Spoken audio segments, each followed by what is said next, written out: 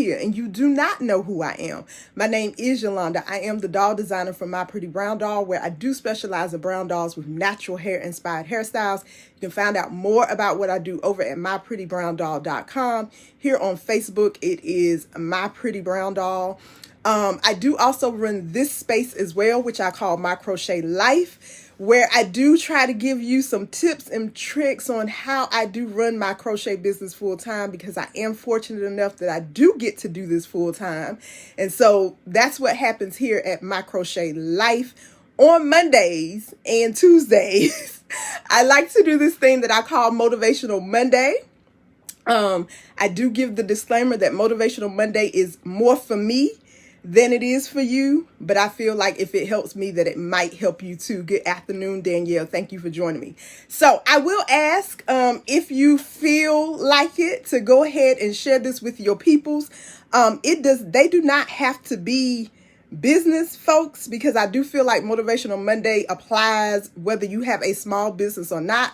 Occasionally, I do throw in some small business tips, so if they do have a small business, even better. But we're going to hop right into it, because like I said, I do not have a lot of time. I've allotted a specific amount of time for Motivational Monday. So we're going to go ahead and get right into it. So today's message, like I said, and for today's message, I am directly talking to me. This is a conversation that I am having with me.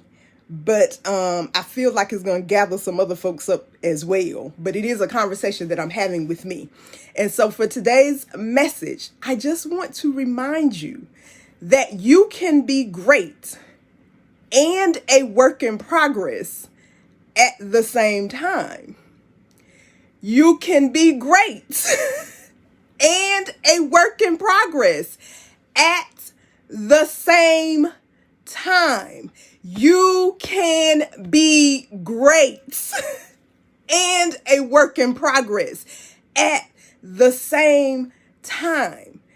I get the feeling, or I am feeling like, for me, I am using the excuse that because it is not great right now, that it's not valuable, or that it doesn't have any worth, or that nobody wants to hear it, because I am still a work in progress. And I am here to tell you that that is a lie, that you can be great, that what you're doing right now in this moment is great. And you can still be a work in progress. It can still be things that you need to get to do better. There can still be things that you need to learn, but do not let that be the reason that you don't show up now. And in this moment, we like to call it imposter syndrome. We like to call it fear of failure. We like to call it a whole bunch of things, but I like to call a thing what it is. And let's just tell the truth. It's an excuse because you don't want to do no work. Because you don't want to do no work. So you use these excuses. Like, well, it don't look like what this person is doing. And it don't look like this. Or I tried it and it didn't work the way that I thought it was going to work. And so it must not be meant for me.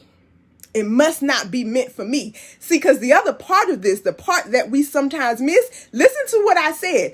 You can be great. You can be great. Hey, Deandra. And a work in progress. Honey, some of us don't like that word work. Some of us just like, let's go ahead and tell the truth about a thing.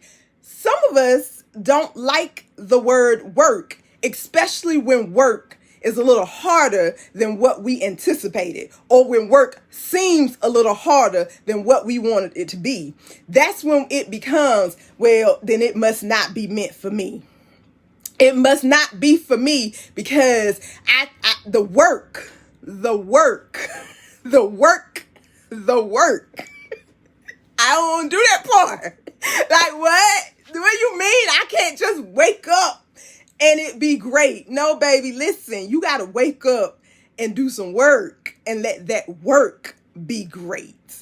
You got to wake up and do some work and let the work be great. It ain't just wake up and it's great. I mean, some days, because you see me. But I'm just saying, no, in all seriousness, let me stay on track. In all seriousness, you can be great and be a work in progress at the same time. I feel like sometimes we look at what other people are doing and we ask ourselves the questions like, well, why doesn't mine look like that? Or why am Deandra? Or why have I not reached this level of success? Like, let's just tell the truth. Because when we start, here's the funny thing about success. If I ask you what your definition of success is, or what success is for you, oftentimes our definition of it, or what we consider to be success, is compared to what someone else has done and is doing. And there's a fine line for that. There's a fine balance for that, because it's one thing to see somebody doing something that you want to do that looks like you, and you like, oh my gosh, she's inspiration. I appreciate her showing up because that's letting me know that I can do this too. The problem comes in when all you see is the success, but you don't see none of the work that goes into that. And so you're saying to yourself, why doesn't mine look like that? Well, baby, it's real simple, because you ain't willing to do the work that she did to get there. You ain't willing to do what she did to get to that point. And so that's why it don't look like what hers look like. And here's the other part of this. For some of us, it ain't supposed to look like that. Like, we chasing something that we ain't even supposed to have. And so I challenge you to, one, define success for yourself. If you take all the other people out of it, what does it look like for you? And then decide, what do I need to do to get to that level of success for me? Because I don't care what nobody else is out here doing. From the outside looking in, somebody might be looking at me and be like, oh, she ain't got it.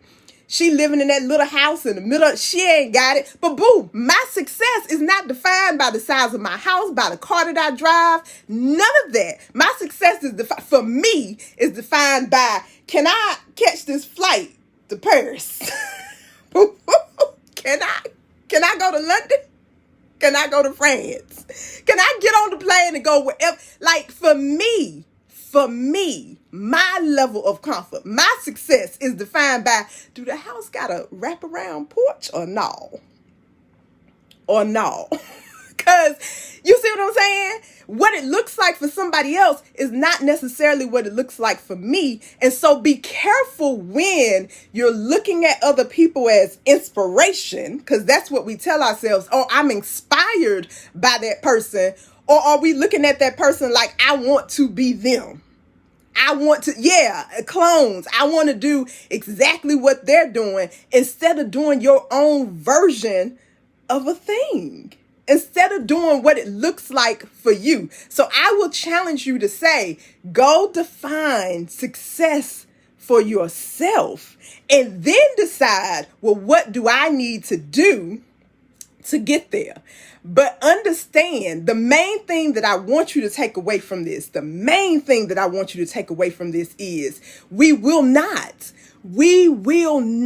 use the excuse that it doesn't look a certain way, or it doesn't feel a certain way, or nobody wants to hear from me because I haven't done this, and this, as the reason why we don't show up and show out. Baby, listen, you will be great and a work in progress at the same time. Because if you not, then I'm looking at you side-eyed like, boo, well, if you feel like you ain't got nothing else to learn, there's nothing else for you to do, there's nothing else for you to work on. Because how, where, who, how does that work? And so I'm reminding me to keep showing up, because there is somebody who needs to hear what I have to say. There's somebody who needs to see the work that I do. There's value in what I'm doing right now. And if I don't show up, then understand that it affect, like, because and I'm not saying this in a way to think like, oh, I'm somebody like super, super important. I'm important to somebody, but I'm saying this because it's true. When I don't show up, when I don't do the thing that I am called to do, it is a domino effect. What is going to happen is the person who I was meant to show up for, now they can't show up and they can't do the thing that they were called to do. And then the person that they were supposed to show up for, now they're not going to show up. And now they can't do the thing that they were called to do. I need you to understand that your life has purpose. And even if it's for just one person, I need you to show up for the one person. Because you don't know how that one person, who they're going to affect and who they're going to affect and who they're going to affect, and how that's going to change the course of everything. And so I need you to understand and know that you're great right now in this moment. You're also a work in progress. And so do the work. One last thing before I go. If you stop questioning whether or not you belong in a space, if you have been invited to the room, that is not the time to question why you're there or why you should be there or if you should be there. If you have been invited in a room, I need you to go in the room and show up and show the fuck out. Okay, point blank, period. If you have been invited, if you've been given a seat at the table, at that point in time is not to question, I wonder why they asked me to sit here. I'm not sure if I should be here. Maybe I should. Baby, listen, if you were invited, if you are in the room, you are exactly where you are supposed to be. I need you to be in the room and show up and show out. It reminds me of a time when I was working my corporate job, when I was working in hospice, and this nursing home that I used to go to a lot, one of the social workers at the nursing home, she was like, Yolanda, I want you to come and do a presentation at this event that I'm having. And I was like, sure, because I knew her and I knew that she knew me. I didn't question why she asked me to speak at the event. I was just like, no problem. Give me the date, the time, and I'm going to be there. The day of the event, I show up. I got my cute little suit on, got my presentation all ready. And I didn't know that it was broke out into like little sessions. And so she like sends me into the room that I'm going to be doing my presentation in. I look around the table and every name on the table got doctor in front of it, except for mine. I'm looking around the room like, doctor this person and doctor this person. I'm like, who the hell are these doctors? And so I excuse myself from the room. I find her and I'm like, hey girl, I think you put me in the wrong room. I think that is not where I'm supposed to be. Like, that's not the room because it's a room full of doctors. And she was like, no, that's the room I want you in. I was like, baby, you forgot who I was? Because my name is Yolanda. I got a Bachelor of Arts in Political Science from a university that is notoriously known as a party school. Shout out to East Carolina University. Go Pirates. We do party a lot, but we also graduate. But my school is known as a party school, boo, and that's where I graduated from. And you got me in a room full of doctors. And she was like, girl, I know who you are. And I want you in that room because I need them to hear from someone who speaks to patients and their families on a daily basis. I need them to have a conversation with someone who knows how to have a conversation with families. She was like, because they don't. She was like, they talk to each other all day. That's why we don't get these referrals, because they don't understand and know how to have the conversation. I need them to talk to you. I need you to talk to them. And so what I need you to do is go back in the room and do your presentation. I was like, yes, ma'am. I mean, it was too late to back out then, because then I would have been like, because, she had done told them who I would, that this presentation was going to be done by me. I went in the room and I did the presentation like Yolanda does presentations.